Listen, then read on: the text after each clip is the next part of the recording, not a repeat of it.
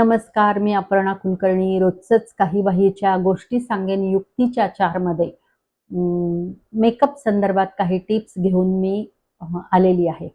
हे दिवस म्हणजे कार्याचे दिवस.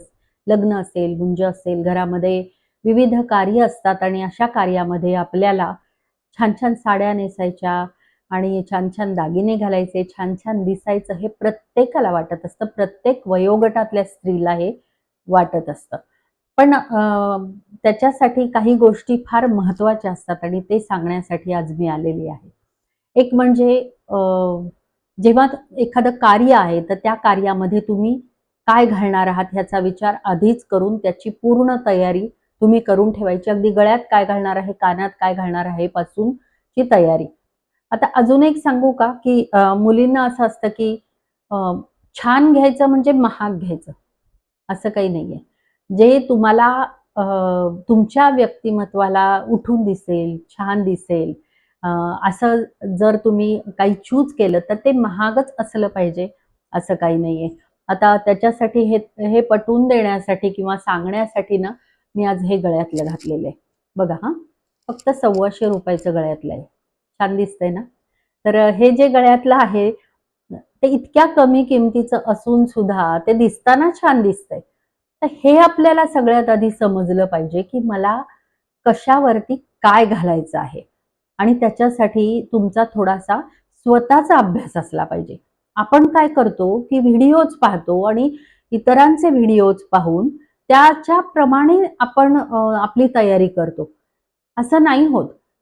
माधुरी दीक्षितचे व्हिडिओ पाहतो किंवा अजून कोणीतरी YouTube इन्फ्लुएन्सर्स असतात त्यांचे व्हिडिओज पाहतो किंवा नट्यांचे व्हिडिओ पाहून किंवा इन्फ्लुएन्सर्सचे व्हिडिओ पाहून त्यांच्याप्रमाणे आपण जर ठरवलं तर ते कसं चालेल? ते त्यांना छान दिसतं म्हणजे ते आपल्याला छान दिसेलच असं नाही. आता हे मी गळ्यातलं जरी तुम्हाला दाखवलं तरी ते तुम्हाला छान दिसतंय का? हे तुम्ही पाहिलं पाहिजे. मला हे गळ्यातलं दाखवण्यामागचा उद्देश फक्त हा होता, की स्वस्त पण छान दिसणाऱ्या गोष्टी अ, सुद्धा तुम्ही घेऊ शकता. हे फक्त मुलींना मला हे सांगायचं होतं. आता मेकअपच्या संदर्भामध्ये. खरं सांगू का मेकअपच्या संदर्भामध्ये इतके ट्युटोरियल्स YouTubeवरती येतात आणि एवढ्या गोष्टी मोठ्या प्रमाणामध्ये सांगितलेल्या असतात. पण मी तुम्हाला खरं सांगू, तुमचा स्किन टोन काय आहे, तुमच्या स्किनचा प्रकार काय आहे, हे तुम्ही आधी समजून घेतलं पाहिजे. आणि त्याच्यानंतर कुणीही कितीही काहीही सांगितलं तरी ऑनलाईन खरेदी न करता प्रत्यक्ष दुकानात जाऊन आपल्याला सूट होतंय ना हे पाहून मगच प्रॉडक्ट घ्या. मला सूट झालं म्हणजे ते तुम्हाला सूट होईल असं नाही. मेकअप करताना सुद्धा आपलं खूप लाल-लाल चेहरा करणं किंवा अ, खूप जास्त भडक लाऊड मेकअप करणं, हे कधीच छान नाही वाटत. ते व्हिडिओमध्ये किंवा जे नट्या असतात ते तसं कॅरी करतात. त्यांचे मेकअपचे जे प्रॉडक्ट्स असतात ते खूप जास्त ब्रँडेड आणि महागाचे असतात आणि त्यांना ते सूट होईल असेच त्यांनी घेतलेले असतात. त्यामुळे त्या जे दाखवतात त्याच्याप्रमाणे आपण नाही करायचं. तर सगळ्यात आधी हल्ली बीबी क्रीम म्हणून एक प्रकार असतो. तर तो बीबी क्रीम जर तुम्हाला सूट होईल असं घेतलं, सगळ्यात आधी मॉइश्चरायझर, क्लीन्झर आधी सगळ्यात आधी क्लीन्झर. तुम्ही चेहरा क्लीन करून घ्या. आता क्लीन करण्यासाठी नेहमी बाजारातलेच प्रॉडक्ट वापरले पाहिजेत असं काही नाही. तांदळाचं पीठ हे सगळ्यात उत्तम क्लीन्झर आहे. तर तांदळाचं पीठ आणि मध ह्याचा वापर करून तुम्ही तुमचा चेहरा म्हणजे मेकअप करण्याच्या आधी मी सांगते जर ज्या दिवशी कार्यक्रम आहे त्याच्या दिवशी. तर तुम्ही सगळ्यात आधी काय करायचंय तांदळाचं पीठ आणि मध ह्या 2 गोष्टी तुमच्या चेहऱ्याला स्क्रब करायचं. एकतर तांदळाचं पीठ खूप बारीक असं नाही घ्यायचं, थोडंसं दाणेदार घ्यायचं.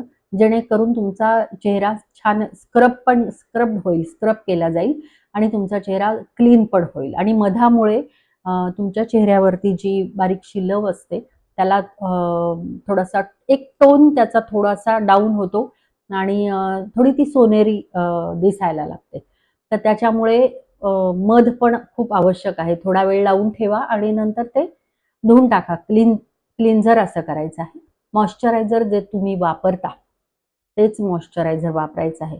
मॉइश्चरायझर लावल्या लावल्या बीबी क्रीम लावलं तर त्याचे धब्बे दिसायला लागतात.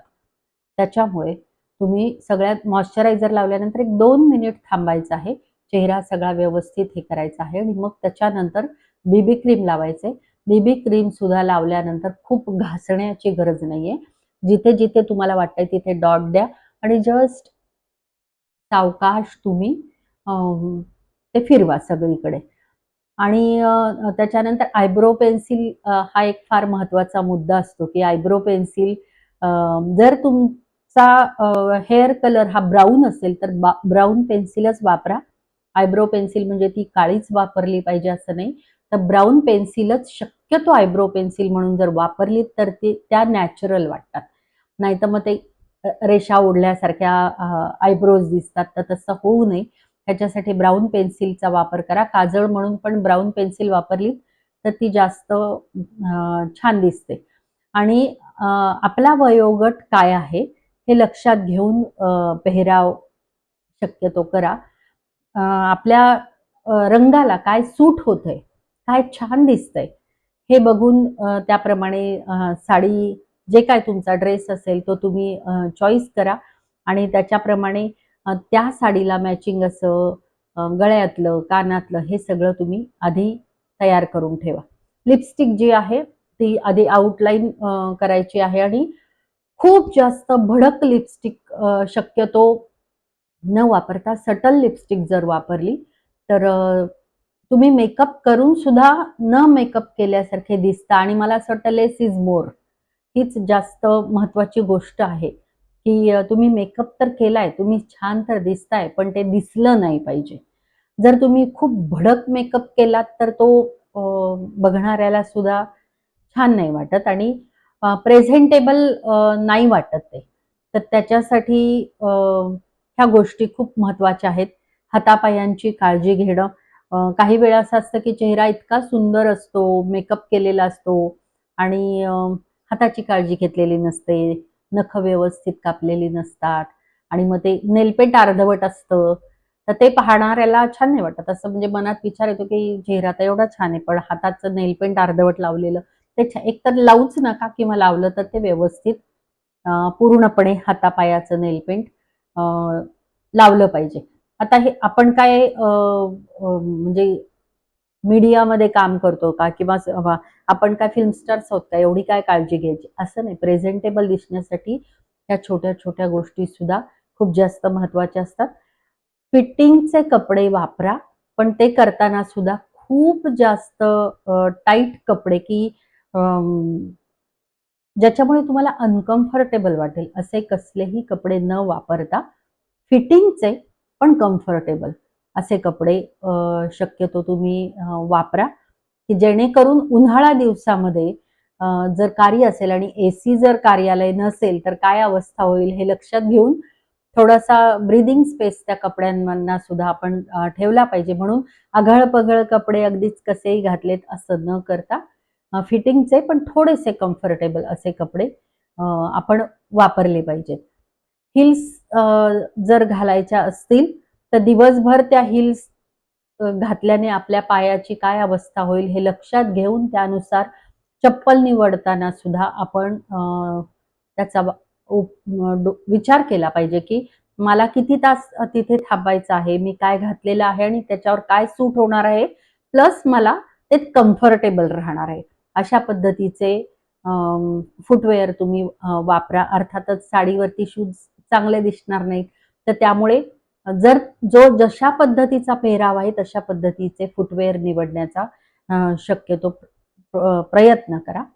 आता अजून एक महत्वाचा भाग असतो म्हणजे हँडबॅग. तुम्ही जी हँडबॅग वापरणार आहात तर ती फंक्शनला साजेशी खूप जास्त तुमच्या ड्रेसला ती ओव्हरपॉवर पण करणारी नको. तर त्याला कॉम्प्लिमेंट करणारी अशी हँडबॅग तुम्ही वापरली पाहिजे. इतक्या छोट्या छोट्या गोष्टींचा आपण विचारच करत नाही. आपल्याला असं वाटतं की एवढं काय त्याच्यात विचार करायचा. तुमचं व्यक्तिमत्व हे फक्त तुम्ही काय घातलंय ह्याच्यावरती नसतं, तर तुमच्या ओव्हरऑल पूर्ण तुमच्या दिसण्यावरती असतं की तुम्ही हातात काय घेतलेलं आहे, तुम्ही पायात काय घातलेलं आहे, तुम्ही वावरताय कशा आणि तुम्ही ते सगळं कसं कॅरी करताय ह्याच्यावरती तुमचं व्यक्तिमत्व उठून दिसत असतं. आणि हे तर झाल्या बाह्य गोष्टी, पण सगळ्यात महत्त्वाची गोष्ट म्हणजे तुम्ही तुमच्या चेहऱ्यावरती स्माईल पाहिजे, तुम्ही कॉन्फिडंट असलं पाहिजे. तुम्ही बघा की म्हणजे चार चौघींसारखी न दिसणारी व्यक्ती, म्हणजे थोडीफार दिसायला डावी म्हणता येईल अशी असून सुद्धा एखाद्या व्यक्तीकडे आपल्याला पाहत राहावंसं वाटतं. त्याला कारण असं असतं की त्या व्यक्तीने खूप जास्त स्वतःला छान कॅरी केलेलं असतं आणि तो कॉन्फिडन्स तिच्यामध्ये असतो. तर तो जो कॉन्फिडन्स आहे ना, तो सगळ्यात आधी तुम्ही स्वतःमध्ये आणला पाहिजे की मी आहे, ही अशी आहे आणि मी खूप छान आहे. That's it. तुम्ही एकदा स्वतःला छान वाटलात ना, की आपोआप सगळ्यांना छान वाटणार आहात. तो कॉन्फिडन्स तुमच्या मध्ये येणार आहे.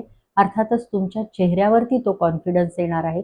तुमच्या वावरण्यात तो कॉन्फिडन्स येणार आहे आणि जेव्हा तुमची देहबोली इतकी कॉन्फिडंट असते आणि तुम्ही इतक्या आत्मविश्वासपूर्व बोलत असता, वागत असता, तर तेव्हा तुम्ही अर्थातच सुंदर दिसता. ह्याच्यामध्ये काहीही वादच नाहीये. तर त्याच्यामुळे ह्या सगळ्या छोट्या-छोट्या गोष्टींचा नक्की विचार करा आणि आपलं स्वतःचं असं एक मेकअपची किट तयार करून ठेवा.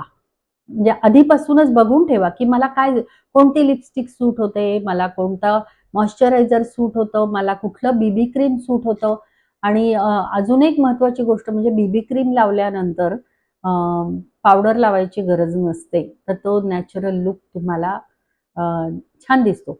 आता बीबी क्रीम कुठलं घ्यावं हे जर तुम्ही मला विचारलत तर मी तुम्हाला नक्की कमेंट्समध्ये सांगेन. तुम्हाला सूट होईल अशा पद्धतीचं किमतीत पण रिझनेबल असावं असं. तर त्या गोष्टी सुद्धा मी तुम्हाला नक्की कमेंट्समध्ये सांगेन. तुम्हाला काय प्रश्न असतील, तुम्हाला काही विचारायचं असेल तर तुम्ही मला नक्की कमेंट्समध्ये विचारा. मी नक्की उत्तरं देईन की कुठल्या पद्धतीची लिपस्टिक वापरावी, कुठल्या पद्धतीची आयब्रोज वापरावी.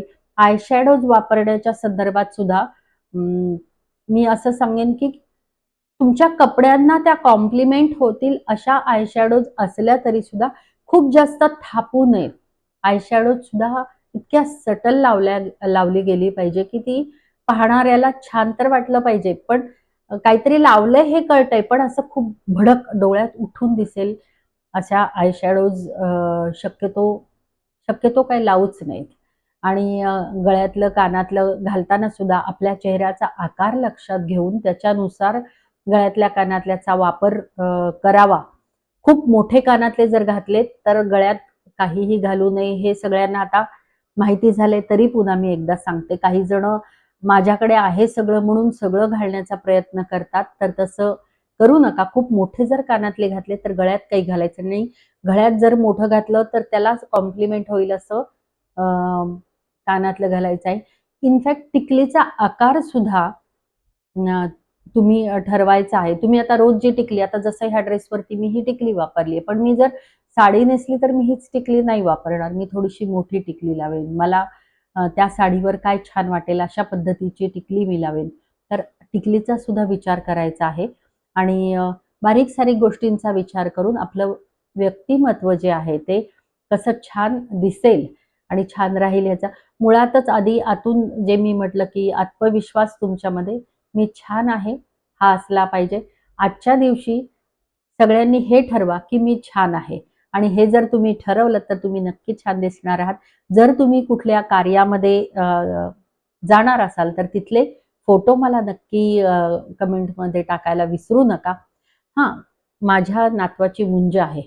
तर त्या मुंजीमध्ये मी काय करणार आहे, कुठली साडी नेसणार आहे किंवा कशा मी मेकअप तर फारसा करत नाहीच. फारसा म्हणजे नाहीच. मी फक्त बीबी क्रीम लावते आणि लिपस्टिक लावते. त्यामुळे मेकअप मी करत नाही.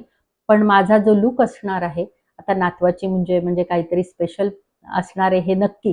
तर त्याच्यासाठी मी पुन्हा तुम्हाला व्हिडिओ तो करून दाखवेन. नातवाच्या मुंजीसाठी खूप रुखवत केलेलं आहे. मी स्वतः बनवलेलं आहे. तर ते सुद्धा मी तुम्हाला पुढच्या व्हिडिओमध्ये नक्की दाखवेन. तोपर्यंत हा व्हिडिओ तुम्हाला कसा वाटला हे सांगायला विसरू नका आणि चॅनल सबस्क्राईब केलं नसेल तर अर्थातच करा. तोपर्यंत धन्यवाद.